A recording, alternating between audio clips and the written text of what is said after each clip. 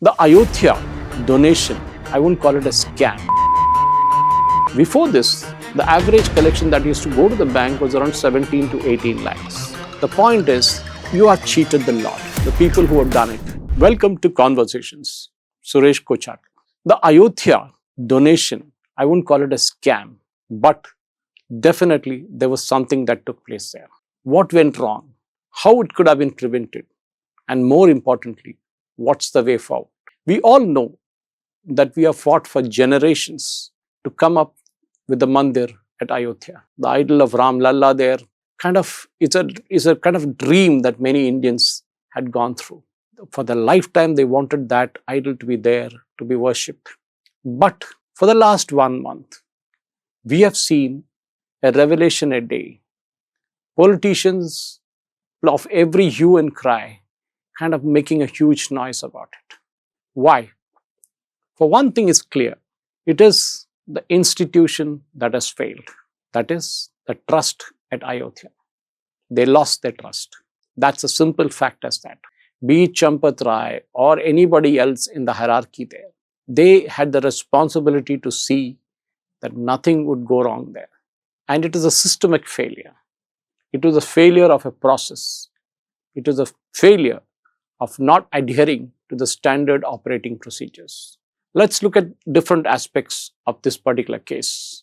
One, in the run-up to the construction of the Ram Mandir at Ayodhya, a lot of donations were received, both in cash and kind. It obviously means cash obviously is way of checks. 90-95% I was told was all checks, because this team went around the country, the trust members, and met different industrialists, individuals, and everybody, big and small, everyone contributed. That part of it, there's no dispute. For the amount that was, of which 2,000 crores was spent and all that kind of stuff. But that dispute is not what is the case in point. But what happened subsequently, boxes as we call it, that were kept in different places. The traditional hundi, in which people used to put the money when they entered the temple. And that is where things went wrong. What happened to this cash that was put into it, the valuables that were given into it, and more importantly, the counting process? I fail to understand one thing. After having seen what went wrong in the Tirumala temple long ago, where the counting was compromised, a lot of steps were brought in to ensure that it never ever happens again. There were standard operating procedures. Even today is followed to the T. The set of executive officers that were appointed to the Tirumala Tirupati Devasthanams were men of very high caliber, and they ensured that nothing went wrong with it. Even then, there were instances of corruption among the lower level staff by selling the rooms, that is, the places where the devotees could stay, the cottages as they would call it, or by selling the darshan tickets. That also was nipped in the bud. But still, maybe something is still going on, we don't know. But the major part of it, the counting part of it, was taken care, because the amount used to be in crores every day. In Ayodhya, we are told that the process was very simple. There were 40 boxes kept at different places, and they would be brought to the counting room where the counting would be done. There were 20 people to 25 people in 3 different shifts working, counting the cash. The cash was supposed to be deposited in the State Bank of India at Ayodhya itself in the temple premises. But there is where things went wrong. A set of people conspired together to knock off amounts, big amounts from there. Because if they had taken the entire thing, obviously there would have been doubts. So they were pilfering small amounts, up to a big amount. And they were carrying it out in different ways. Here again is a failure of the standard operating procedures. In any temple counting facility, we are always told one thing: the persons who are coming in to count will not be wearing clothes which have pockets, or where things can be carried out in the dress itself. So there will be a simple mundu, as we call it in Kerala, or pancha as we call it elsewhere, that would be worn, and there would be a light vest over it, nothing else. Of course, when they come in, they would be carrying some cash because they were coming from home or elsewhere. That is to be deposited with the security or the office or wherever it is outside. Once they enter, after the counting process is over, when they leave, there's supposed to be a frisking to ensure that they don't not carrying anything out. And here again it failed. It was given to a private agency, which I believe never did its job properly. These people subsequently started taking out amounts and putting it in different places or giving it to different people so that it could be carted out. They were kept in toilets, we were told, in bathrooms and other places. And from there it was carried outside. Why? Why did that happen? Obviously, there was at every step of the process.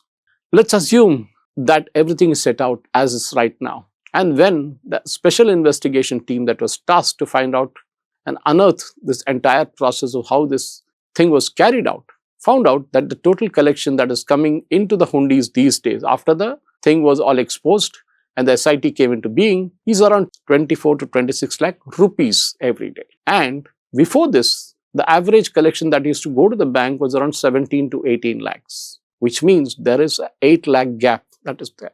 Now multiply that 8 lakhs with 30 days, that you would get around 2.4 crores, and then you multiply that with 29 months of the period between when the temple opened, the mandir opened, and when the scam came to light, 60 odd crores. Now I'm not saying all 60 had gone out. Some days the collection would have been lower because of less crowd. Some days it would have been very high, as was during the Kumbh Mela. But that's not the point.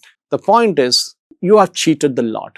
The people who have done it, they were brought in different points in time with the recommendation, different set of people. It is supposed to be a job of the State Bank of India, the bank that was tasked with this counting process. These days, there are machine countings available. That is, you get machines in which you put notes of every genre, every size scale, and it would count each note, 10 rupees separately, the 20 rupees separately, the 50 rupees separately, the 100 rupees separately, and the 500 rupees separately. It would give you a count. I fail to understand, when smaller temples are using this facility, why is a big kshetra like at the Ayodhya one not doing it, or were not doing it? They must have been using counting machines once the notes are bundled up. But what about before that? Why I'm saying is because that would reduce the time taken to count and reduce the number of people taken to count. I believe from the media report that I was reading that around, these employees used to be paid around 20,000 rupees per month. And after cutting and all, it was around 15,000 rupees, which is, I think, very, very less. And obviously, that becomes a point where they feel that they need to enrich themselves. 20,000 is too less. Why don't I put 1,000 rupees in my pocket? So that becomes 30,000 a month. That's the logic. But does it stop at 1,000? No. He tucks in a couple of bundles of notes, carries it outside. And now we are seeing 6 to 8 people who have been arrested, and their property is being analyzed. A lot of cash has been seized, assets have been seized, movable and immovable. But that brings us to the moot point again. How about things at other dargahs and masjids and mosques, or whatever you want to call it, religious institutions within the Muslim community? What about the Christian community? This rot is there everywhere. When money is there, the tendency to steal is also there. It happens in different scales and sizes. That is the only difference. The problem is, in the case of Ayodhya, it was a victory that we got after 500 odd years. There was a belief that daan dena hai Bhagwan ke liye, as they say in Hindi.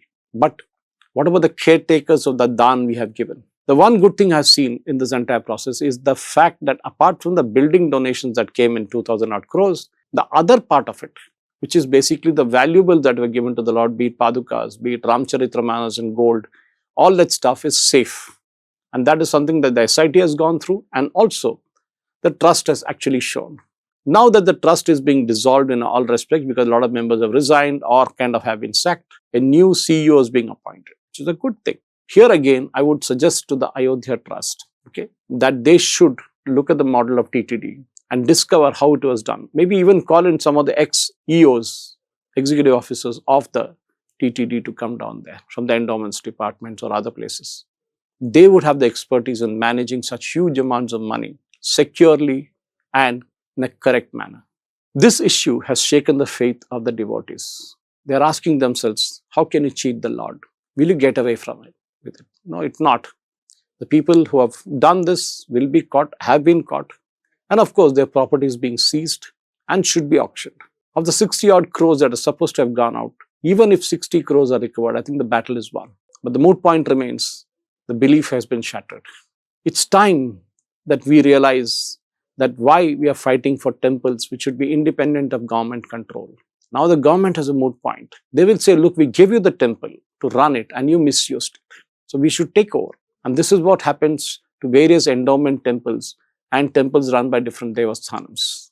Of course, we know what happened in Sabarimala in Kerala, case in point, where the entire cladding was knocked off, 23 odd kilos which Vijay Mallya had given. Where did it go? How was it stolen? It's a matter of investigation that is still going on. This is a problem. Now we are told there's something in Badrinath. We need to investigate that.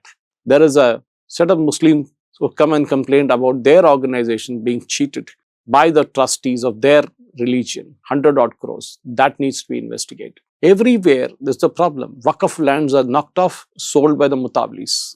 I know a case in point in Hyderabad, where there's a dargah called Kohe Imam Zameen in Ammaguda. The entire land around that was, I was told, during the Nizam's era, belonged to either the military, that is the British Army, or to the mutablis, that is ones who are running the dargah. But today, that entire land has been knocked off. The dargah or the Kohe Imam Zameen only has the land on which it is standing. Rest all have gone. I'm just giving you one example of it. How real estate sharks have knocked off the land, manipulating records in the defense estate offices and other places. How A1 lands of army has been taken away, and the army is doing nothing about it. Be it land or be it gold or be it currency. The tendency of human beings is, I need more. I need to earn more. Ethics, to hell with it. This is the problem. It's time that the happenings at the Ram Mandir in Ayodhya becomes a wake-up call for the devotees in Hinduism.